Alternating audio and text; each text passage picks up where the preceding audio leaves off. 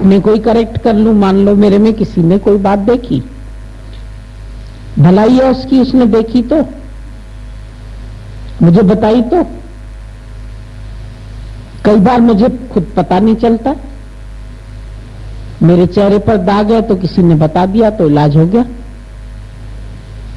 अपने आप तो दिखा नहीं मेरे को, चाहे दर्पण में दिखाया चाहे किसी ने दिखाया, तो सारी दुनिया ही तो मेरे लिए एक दर्पण की तरह है। कोई बता रहा है तो मित्र हमारा से, उसको कभी हमने मित्र करके नहीं देखा। अगर गुरु भी कुछ बताता है मान लो, तो कई बार लगता है कि क्या गुरु का मेरे में विश्वास नहीं है। विश्वास क्यों नहीं है? लेकिन यदि उसको कोई आके बोलता है कि तेरे भगत में ये बात है, तो वो अपने भगत की उस बात को भी गुम करना चाहता है, उसको और साफ सुथरा करना चाहता है कि मेरे बच्चे की ये बात भी दुनिया में क्यों फैले। अगर किसके निगाह में है या कभी कोई मिस्टेक हो गई हमसे, आज नहीं है, हो गई, किसने याद करा दी, तो हम उबल जाते हैं। अच्छा हुआ ना याद कराई, तो और सावधान हो जाएंगे। हमने कभी किसी को ठगा, कभी किसी से कोई बेईमानी करी, कभी कोई गलत कर्म हो गया, और आज आके कोई हमको बताता है, तो अगर कबूल कर लें तो बहुत अच्छी बात है कि हाँ हो गई थी ऐसी मिस्टेक। लेकिन अब हम कोशिश में है कि नहीं हो। अब हम और ईमानदार होना चाहते हैं, अभी हम और साफ होना चाहते हैं। अभी हम सचमुच में खाली पर्दा नहीं ढकना चाहते, सफाई करना चाहते। अभी यहां गंदगी पड़ी है, मैंने कालीन बिछा दिया, गंदगी तो छिप गई, पर गंदगी चली तो नहीं गई। तो केवल अगर गुरु हमारा पर्दा ही ढकता रहे तो मेरे अंदर की गंदगी छिप तो जाएगी पर निकलेगी नहीं। पर अगर वो सफाई करके फिर कालीन बिछा दे तो सफाई भी हो गई और कालीन भी गंदा नहीं होगा और सुंदर भी हो गया। कालीन से घर और सुंदर हो गया, बिछ गया, 4 लोग आके उसके ऊपर बैठ भी जाएंगे। तो जब कोई तुम्हारा पर्दा उघाड़ता है तो तुमको बुरा क्यों लगता है? वो तो बेचारा बता रहा है कि भाई देखो यहां गंदगी है या कीड़ा है या सांप है या बिच्छू है। वो कभी ना कभी हो सकता है निकल के तुमको डंक मार दे। तो किसने बता दिया भाई कालीन के नीचे अभी अभी एक बिच्छू घुस गया, तो तुम उस समय तो फटाफट एकदम उठाओगे और सोचोगे इसको भगाए। तब ये कहोगे क्या कि देखो हमें ना बताया करो कि इसके नीचे बिच्छू बिच्छू है, हमने तो ढक दिया था उसको। अरे किसने बता दिया तो उसको निकाल दो ना, उसमें क्या खराब है? वो बात अच्छी है कि खराब है? अच्छी है ना। हम घर में ही देखते हैं भाई चूहा है, ये है, वो है, तो हमारी अच्छी अच्छी चीज को तर जाता है, तो चूहे को भगाने की कोशिश करते हैं। चाहे पिंजरे में डाल के भगाएं, चाहे किसी और तरकीब से भगाएं, चाहे चूहा मार दवाई डाल के भगाएं, कोई भी तरीका करें। हालांकि दवाई से मारने में दिक्कत खुद को भी होती है, ये पता नहीं किस कोने में जाके मरते और बदबू भी फैलती है और बदबू सहनी भी पड़ती है। फिर जब तक कि पता चल पाए कि भाई कौन से कोने में मुआ मर गया। एक के घर में हम गए, सही बता रहे हैं हम ये बात, तो हम जैसे ही उसके ड्राइंग रूम में बैठे, हमको मरने की चूहे की बांस आए। तो मैं बोलूं देखो कि उस माई को सफाई बहुत थी। हम बोले पता नहीं भाई सत्संग करने बैठते इधर तो बहुत स्मेल आती है, क्या बात है। बेचारी ने सब सोफा बोफा सब बाहर निकाला, सब किया, सारी सफाई कर दी अच्छे से। बोला देखिए कहीं से कुछ निकला तो नहीं। फिर रखा, फिर बांस आए, पता चला सोफे के अंदर मर गया था घुस के। कहां से घुस गया पता नहीं, कैसे चला गया। तो जब कोई उसके ऊपर बैठता था तो एकदम से ऐसे बात निकलती थी। तो यूं तो दृष्टिगोचर नहीं हो रहा था, पर जब जब कोई वहां बैठे तो समझ में आ रहा था इसी में से आ रही है। फिर उसकी सोफे को खुलवाया, देखा इतना बड़ा निकला चुका।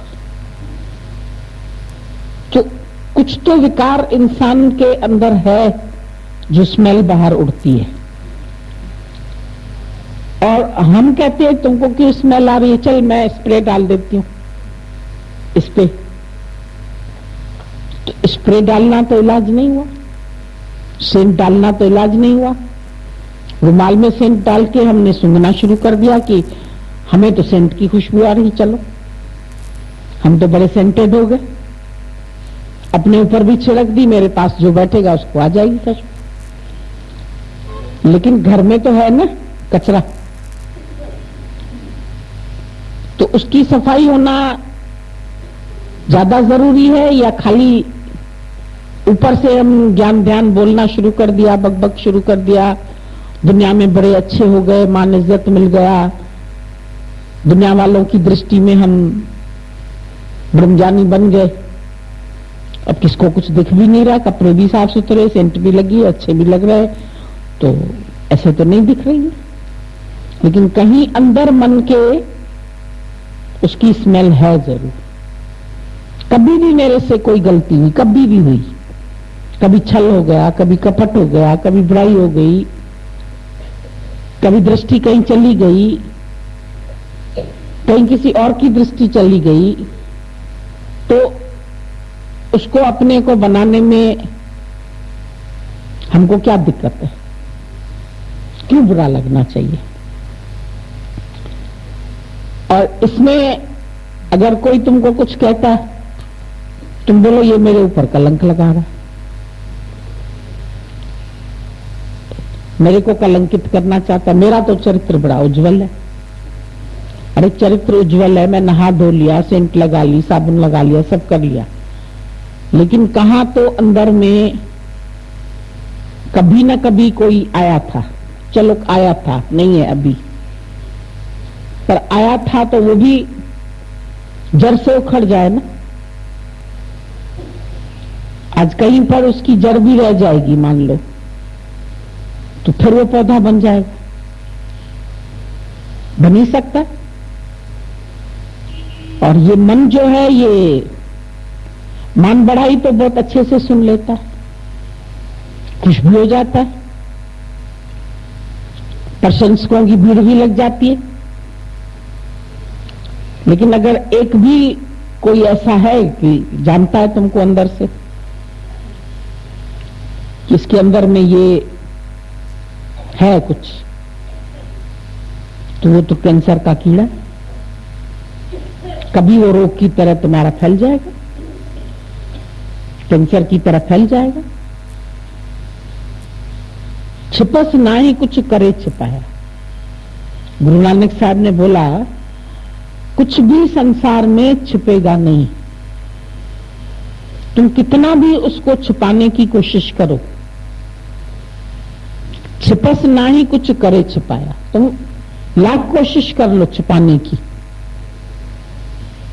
बल्कि सच्चा आदमी तो वो है जो आके खुद बताए गुरु को कि मेरे अंदर ऐसा विचार आया, मेरे से ये मिस्टेक हुई, मेरे अंदर लोभ आया, मेरे अंदर कीर्ति आई, मेरे को 10 लोग मान रहे हैं तो मेरे को अंदर से पसंद आ रहा है।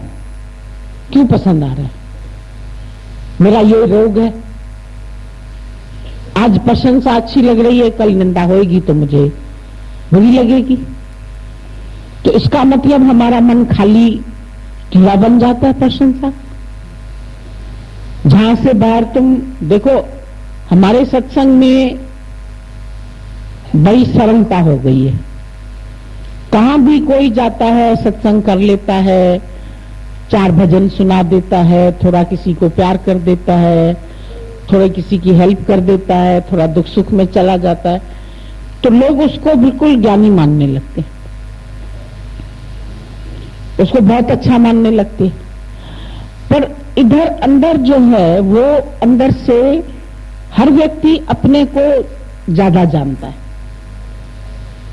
कि कहां अभी भी मेरे अंदर में कुछ मोह है, या कोई इच्छा है, या कहीं आसक्ति है, या कहीं झूठ है। मतलब बात को उलट के बोल दिया तो भी झूठ बोल दिया। और कोई कह देगा कि ये तुमने झूठ बोला, तो तुम ये कोई झूठ है क्या? अरे ये तो फिर बेकार में इनको गुस्सा आ जाएगा ना, तो हमने ऐसे ही बोल दिया, ठीक है तुम भी चुप रहो। अगले को भी कहेंगे तुम भी चुप रहो, नहीं बताना, बिल्कुल नहीं बताना, इनको पता नहीं लगना चाहिए। पर ईश्वर की कुदरत ऐसी होती है, पता लग जाता है। वायु में सुगंध आ जाती, फूल खिलते हैं तो उनकी सुगंध आ जाती है। कोई फैक्ट्री चलती है कहीं जूते चप्पल की, तो चमड़े की बांस आने लगती है। कभी हम लोगों की ट्रेन गुजरती थी कानपुर के रास्ते से, तो रास्ते में बहुत जबरदस्त स्मेल, क्योंकि भाई उधर चमड़े की फैक्ट्री है, पता चल जाता है। जो लोग रहते रहते उधर आदती हो जाते हैं ना, उनको नहीं आती है। जो चमड़ा साफ कर रहे उसको भी नहीं आती। हम लोग जाते थे शेरा में, उधर शुगर फैक्ट्री है, जाते ही जो दिमाग भुना जाता था, इतनी स्मेल उड़ती थी, इतनी स्मेल उड़ती थी सारा दिन। लेकिन जो लोग वहां रहते थे वो बड़े आराम से घूम रहे, उन लोगों को लगती नहीं थी। फिर हम लोग भी अगर 4-6 दिन रह गए तो आदती हो जाते थे। तो कभी कभी विकारों के संग में रह के आदती इंसान बन जाता है, और फिर जैसे वो एक आदत ऐसी हो जाती है कि हमको वो स्मेल नहीं लगती है, फिर वो अच्छी लगने लगती है, वो पसंद आने लगती है फिर, और उसी में ही वो फिर जीना शुरू कर देता, उसे हटना ही नहीं चाहता। तो इंसान की भी विकारों में रहते रहते ऐसी आदत हो गई